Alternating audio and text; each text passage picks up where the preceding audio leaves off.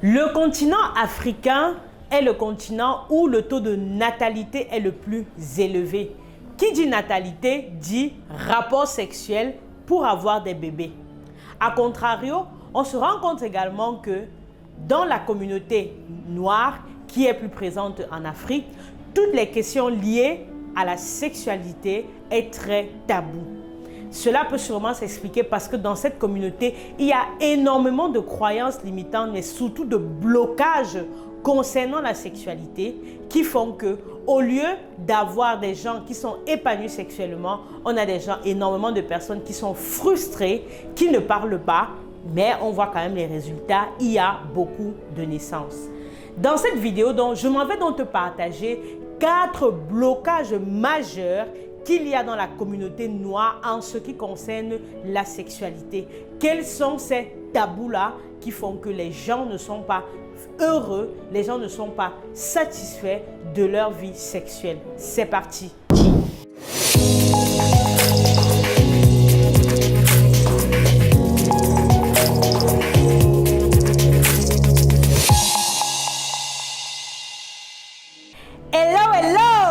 Bienvenue à toi sur ma chaîne YouTube S'expliquer by Linda Taku. Je suis Linda Taku, sexologue et sage-femme.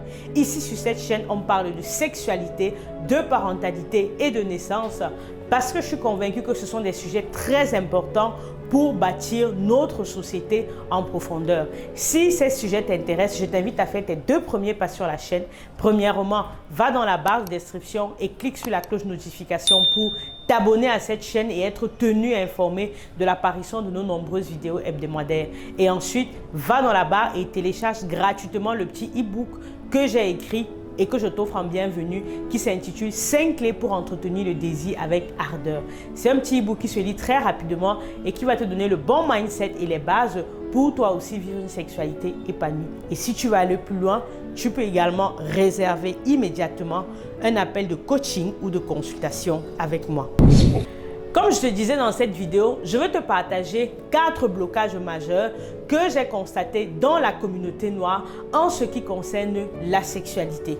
Ces blocages-là, on ne se rend pas compte, mais cela a un impact après sur le début, sur le démarrage et sur la vie sexuelle des personnes de la communauté noire.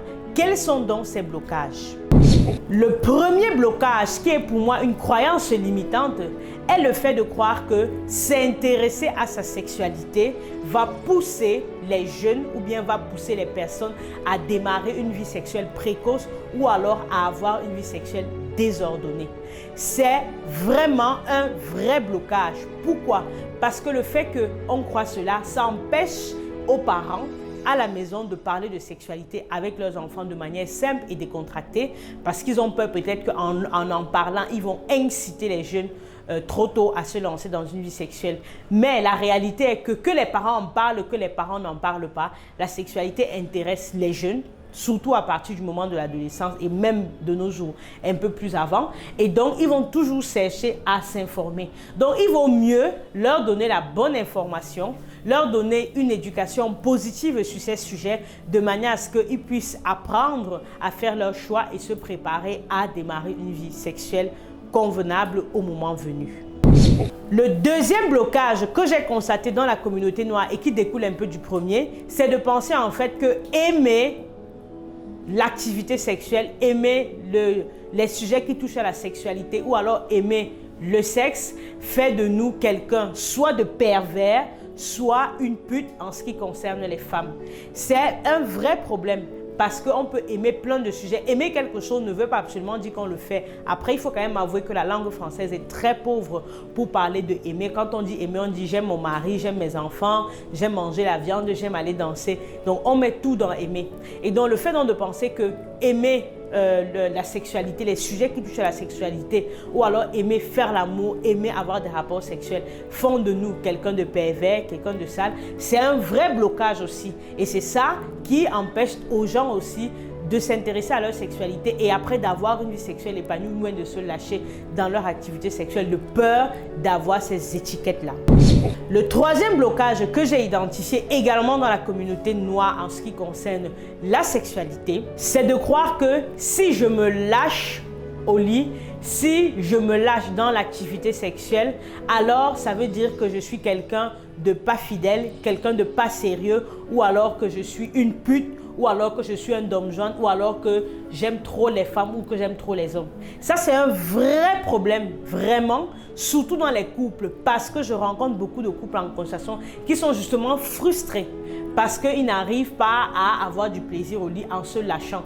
Très souvent, les femmes, ce qu'elles me disent, c'est que quand elles osent, par exemple, se lâcher ou alors proposer à leur partenaire d'essayer des choses différentes, tout de suite, il la regarde de haut, il va peut-être la traiter de pute ou alors lui demander où est-ce que tu as appris ça.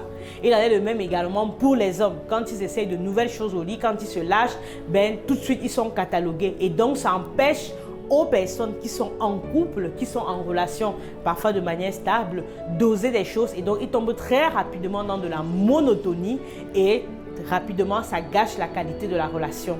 Et ça fait que ces sujets qui touchent à la sexualité, on n'en parle pas et on est frustré. Le quatrième blocage que j'ai également identifié dans la communauté noire en ce qui concerne la sexualité, c'est de relier absolument l'érotisme et la reproduction. Je m'explique. Parmi les finalités de l'activité sexuelle, ça peut être la reproduction, c'est-à-dire pouvoir avoir des enfants, pouvoir donner la vie. Heureusement que cette finalité passe par l'érotisme, on se fait plaisir et on donne la vie. D'ailleurs, j'espère pour la plupart qu'on est issu de ça. Dans l'activité sexuelle également, l'une des finalités peut être juste l'érotisme, c'est-à-dire donner du plaisir et recevoir sans pour autant vouloir avoir des enfants peut-être à ce moment-là.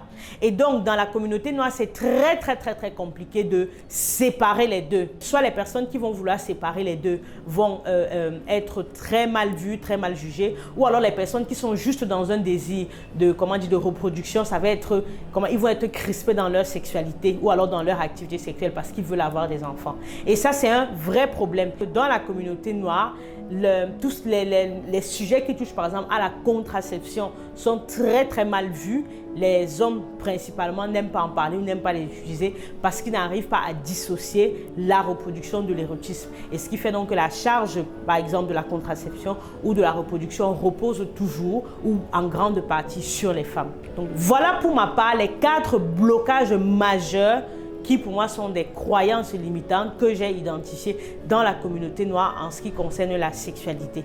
Je pense qu'au XXIe siècle, il est important d'évoluer dans nos mœurs. Évoluer dans nos mœurs ne veut pas dire qu'on va commencer le vagabondage ou on va faire des choses qui ne nous correspondent pas, non. Ça veut plutôt dire qu'on peut avoir aujourd'hui une éducation sexuelle positive, parler de sexualité de manière saine et de manière positive, déjà depuis le bas âge avec nos enfants par différents outils. Et c'est pour ça donc qu'il est important déjà de se former, d'apprendre comment faire pour éviter de transmettre ces blocages et ces croyances limitantes à la génération future. Alors, je t'invite donc à me dire en commentaire ce que tu en penses. Est-ce qu'il y a des blocages que j'aurais oublié d'identifier? Est-ce que tu es d'accord avec ce que je dis?